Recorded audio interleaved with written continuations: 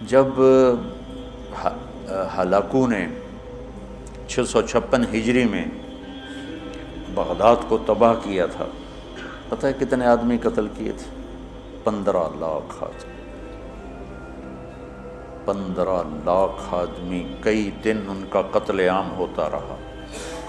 20 لاکھ کی آبادی تھی، 5 لاکھ کیسے نکل گئے، بچ گئے یا اس نے خود چھوڑ دیے، 15 لاکھ آدمی ذبح کیے اس نے۔ اور اس کے پیچھے بے شمار جو چل رہی تھی نافرمانی، اس میں ایک بڑی نافرمانی فرقہ واریت تھی، اور شیعہ سنی فساد اور شافعی حنفی فساد، مالکی حنبلی فساد۔ اب تو چونکہ اللہ نے ایسے بلاک بنا دیے کہ جو شوافع ہیں ان کا بلاک الگ ہو گیا، احناف کا بلاک الگ ہو گیا، حنبلیوں کا الگ ہو گیا، مالکی افریقہ میں چلے گئے، حنفی وسط ایشیا میں آ گئے، شافعی مشرق بعید میں چلے گئے، حنبلی بلاد عرب میں چلے گئے، تو ان کی آپس میں کوئی وہ پھینک سینگ نہیں پھنستے ہیں۔ لیکن چونکہ شیطان نے تو محنت کرنی ہے، تو اہل السنت والجماعت ہو کر آپس میں اتنے لڑائیاں ہیں، اور مختلف جتنے بھی مکاتب فکر ہیں سب کے آگے مختلف مکاتب فکر ہیں، اور وہ آپس میں نفرتوں تک پہنچے ہوئے ہیں اور بغض تک پہنچے ہوئے ہیں۔ یہی حال بغداد کا تھا، یہی حال بغداد کا تھا۔ اللہ مجھے بڑے بول اور دعوے سے بچائے۔ بچوں، تاریخ پڑھے بغیر دین سمجھ میں نہیں آتا پوری طرح۔ آدمی عبرت نہیں لے سکتا، سبق نہیں لے سکتا، صرف فقہ میں گم ہو کر ایک عجیب قسم کی وہ مخلوق بن جاتا ہے۔ پورا قرآن سامنے ہو، پوری نبی کی سیرت سامنے ہو، تاریخ سامنے ہو، تو فیصلہ کرنا آسان ہوتا ہے۔ بغداد کو تحت کر دیا ہلاکو خان نے، کہ اس کے پیچھے بڑا سبب یہ آپس کے روزانہ مناظرے ہوتے تھے۔ 317 ہجری میں 317 یعنی ابھی خیر القرون ختم ہوا ہی تھا، بغداد میں حنبلی اور غیر حنبلی مناظرے میں اس قدر فساد ہوا کہ سینکڑوں آدمی قتل ہو گئے، ایک دوسرے کی جان کے ایسے درپے ہوئے۔ دونوں طرف سے اہل سنت ہیں، لیکن ایک دوسرے کی گردنیں اڑا دی، اور یہ عام ہونے لگے۔ تو اللہ تعالیٰ کی طرف سے وہ عذاب بن کر آیا 656 ہجری میں۔ اس نے سارے بغداد کی اینٹ سے اینٹ بجا دی، اور ساری کتابیں اٹھا کے دریائے دجلہ میں ڈال دی۔ دریائے دجلہ کا پانی 1 مہینے سیاہ ہو کے بہتا رہا، اتنی کتابیں اس نے ڈال دی۔ اور اللہ نے ایسا رعب ڈال دیا مسلمانوں پر کہ 40 آدمی کھڑے ہوئے ہیں، اور ایک تاتاری مغل کہتا ہے سارے یہیں کھڑے رہو، میں تلوار لے کے آ کے تمہیں قتل کرتا ہوں۔ اس کے ہاتھ میں تلوار بھی نہیں ہے، وہ تلوار لینے جاتا ہے، وہ 40 وہیں کھڑے ہوئے ہیں، بھاگتے بھی نہیں ہیں، واپس آ کر 40 کی گردن اڑاتا ہے۔ میں مستند کتابوں سے البدایہ سے آپ کو بتا رہا ہوں۔ اللہ کے نبی نے 4 دعائیں مانگی، مسجد اجابہ، اب وہ حرم میں شامل ہو گئی، توڑ دیا اس کو۔ مدینہ میں، یا اللہ میری امت پہ تیرا ایسا عذاب نہ آئے جو انہیں ختم کر دے۔ اللہ نے کہا قبول ہے۔ یا اللہ ان پر کوئی زمینی ایسا عذاب نہ آئے جو انہیں ختم کر دے۔ اللہ نے فرمایا قبول ہے۔ یا اللہ ان پر کوئی دشمن ایسا نہ آئے جو انہیں مٹا دے۔ اللہ نے فرمایا قبول ہے۔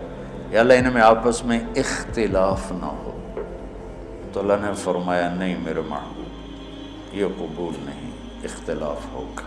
یہ پیپر ہو رہا ہے، امتحان ہے، امتحان میں ہم دیکھیں گے کون حدود پہ قائم رہتا ہے، کون حدود کو پار کرتا ہے۔ تو اختلاف اس کائنات کی لازمی چیز ہے، مذہب کے نام پر بھی ہوگا، سیاست کے نام پر بھی ہوگا، اور چھوٹی چھوٹی باتوں پر ہوگا، اور صحیح نیت کے ساتھ بھی ہوگا اور فساد کی نیت کے ساتھ بھی ہوگا۔ تو جب میرا اللہ کہہ رہا ہے اختلاف ہوگا، پھر کہہ رہا ولا تفرقوا، اگر تم اختلاف کرو لیکن فرقہ واریت کا شکار نہ ہو۔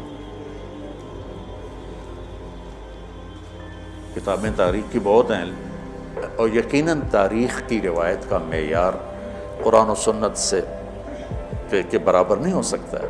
تاریخ کچھ کہے اور حدیث کچھ کہے، قرآن کچھ کہے، تو تاریخ کو چھوڑ دیا جائے گا۔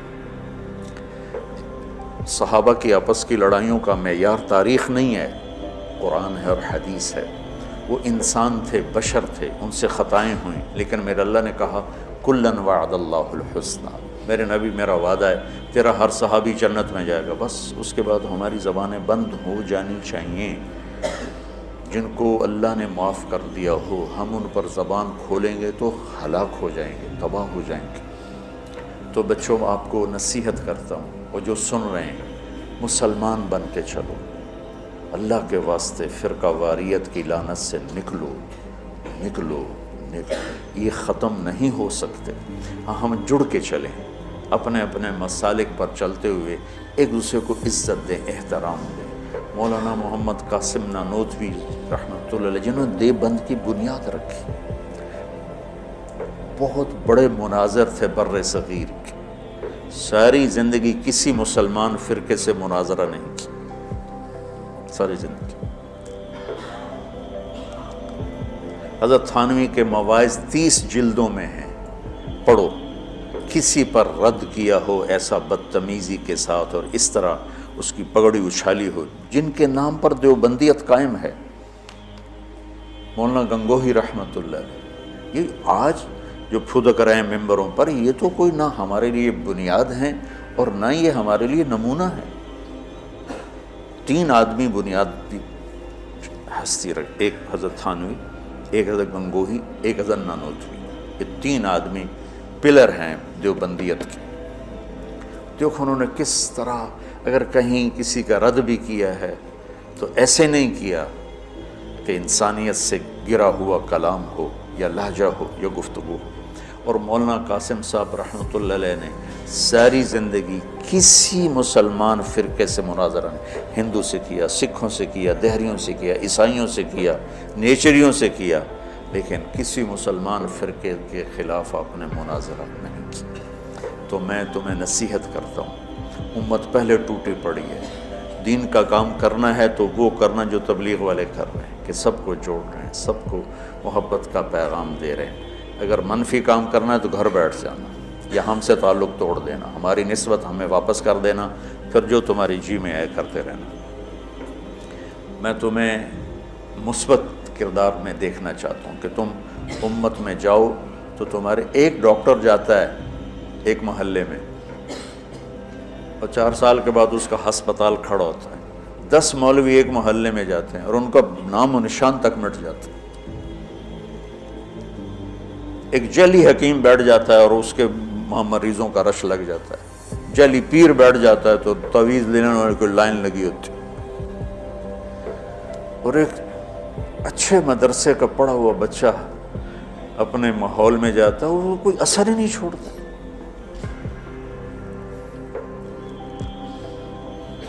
تو بچوں، تھوڑی سی زندگی ہے، نفرتیں نہ پالو، بغض نہ پالو، حقارتیں نہ پالو،